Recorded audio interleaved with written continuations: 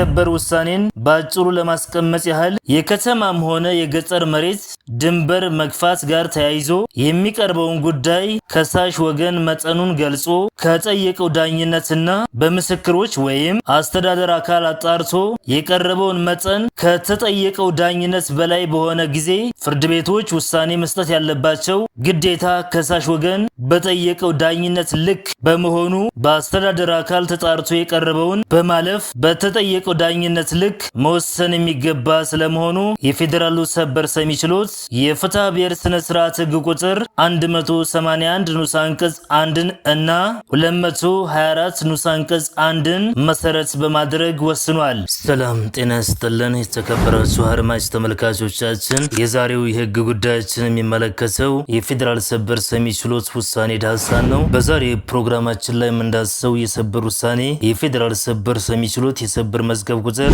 165593 በሚያዝያ 28 ቀን 2011 ዓ.ም የተሰጠው ውሳኔ ሲሆን የሚገኘው በቅጽ 28 ላይ ነው። ጉዳዩ የመሬት ጉዳይን የተመለከተ የፍትሐ ብሔር ስነ ስርዓት ጉዳይ ነው። ጉዳዩን በአጭሩ ለማስቀመጥ ያክል አንደኛ፣ ከሳሽ ተከሳሽ በስተደቡብ በኩል 4 ሜትር ገፍተውብኛል፣ ስለሆነ አላግባብ የገፉብኝን መሬት በፍርድ ኃይል ተገደው ይመልሱልኝ ብለው ሲከሱ፣ ተከሳሽ ደግሞ ክደው ተከራክረዋል። ዋናው መከራከሪያቸውም በዚህ ይዞታ ላይ ቤቱ የተገነባው ከ15 ዓመት በፊት በመሆኑ የቀረበው ክስ ተቀባይነት የለውም በማለት ተከራክረዋል። ሁለተኛ፣ የስር ፍርድ ቤት ጉዳዩን ከሚመለከተው መሬትና ልማት ማኔጅመንት ጽሕፈት ቤት በአጣራው መሰረት ተከሳሽ የከሳሽን ይዞታ ማለትም 27.3 ካሬ ሜትር አልፈው ግንባታ መፈጸማቸውን በማረጋገጡ ይህንኑ 27.3 ካሬ ሜትር ለከሳሽ እንዲያስረክቡ ወስኗል። ዋናውም እስከ ሰበር ድረስ ያደረሰው መከራከሪያ ይኸው ነው።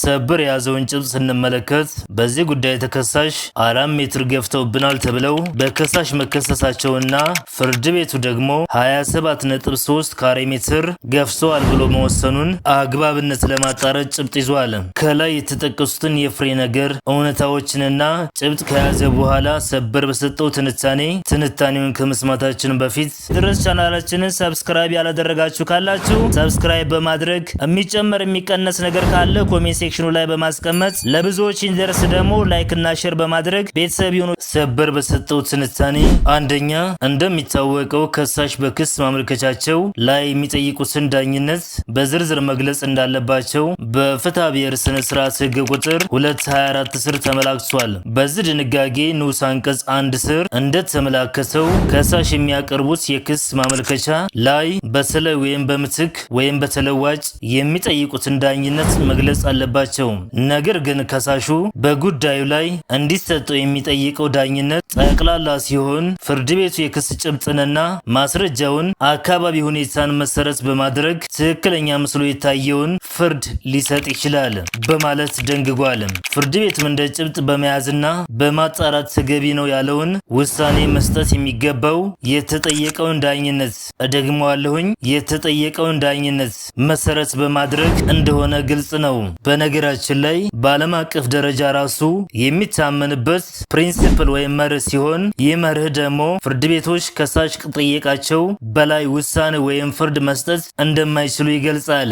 ለምሳሌ አበበ ከበደን ከይዞታዬ ላይ 1 ሜትር ገፋብኝ ብሎ ቢከስና ፍርድ ቤቱም በእርግጥ አበበ የተገፋበት 1 ሜትር ሳይሆን 3 ሜትር እንደሆነ ቢያረጋግጥም በጭራሽ አበበ ከጠየቀው 1 ሜትር በላይ አልፎ 3 ሜትር ይመለስለት ብሎ ሊወስን አይችልም። ስለሆነ የሚወስነው ያችን የጠየቃትን 1 ሜትር ብቻ ነው ማለት ነው። ወደ ሰበር ትንታኔያችን ስንመለስ በፍትሐ ብሔር ስነ ስርዓት ህግ ቁጥር 182 ንዑስ አንቀጽ 1 ስር እንደተመላከተው የመጀመሪያ ደረጃ ፍርድ ቤት ተከራካሪዎቹ ወገኖች በዝርዝር ባላቀረቡት ወይም በግልጽ ባላመለከቱት እደግመዋለሁኝ በዝርዝር ባላቀረቡት ወይም በግልጽ ባላመለከቱት ጉዳይ ላይ ፍርድ ለመስጠት አይችልም በማለት ይደነግጋል።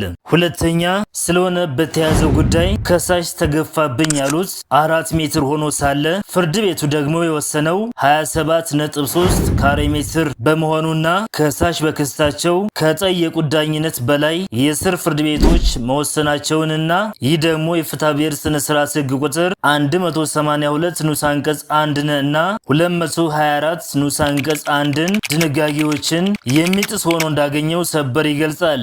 ሶስተኛ በመጨረሻም ሰበር በሰጠው ማደማደሚያ ተከሳሽ ከሳሽ እንደከሰሱት ወይም እንደጠየቁት ዳኝነት ሊወሰንላቸው የሚገባው 27.3 ካሬ ሜትር ሳይሆን ምንም እንኳ ይህ በመረጃ የተረጋገጠ ቢሆንም የጠየቁት ዳኝነት 4 ሜትር ስለሆነ እና ከጠየቁት በላይ ሊወሰንላቸው ስለማይችል ተከሳሽ 4 ሜትር ወደ ከሳሽ ይዞታ ገብተው የሰሩትን ግንባታ ሊያነሱና ይህን 4 ሜትር ይዞታ ብቻ ለከሳሽ ለቀው ሊያስረክቡ ይገባል ብሎ ሰበር ወስኗል። በስር ፍርድ ቤቶችም የተወሰነው ውሳኔ መሰረታዊ የህግ ስህተት አለበት ብሏል።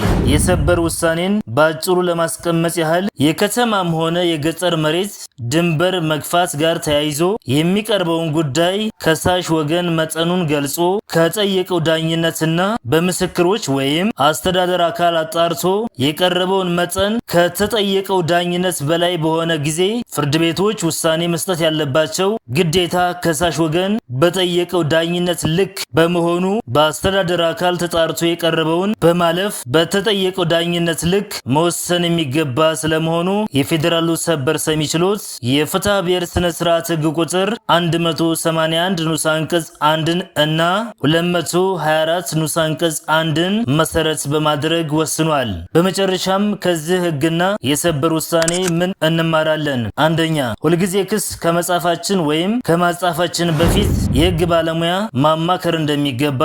ሁለተኛ፣ ሁልጊዜ ስንጠይቅ መጠየቅ ያለብን ሙሉ መብታችንን መሆን እንዳለበት። ሶስተኛ፣ ይህ ካልሆነ እና ዝቅ ያለ ጥያቄ ካቀረብን የቀረውን መብታችንን እንደምናጣ ያሳያል።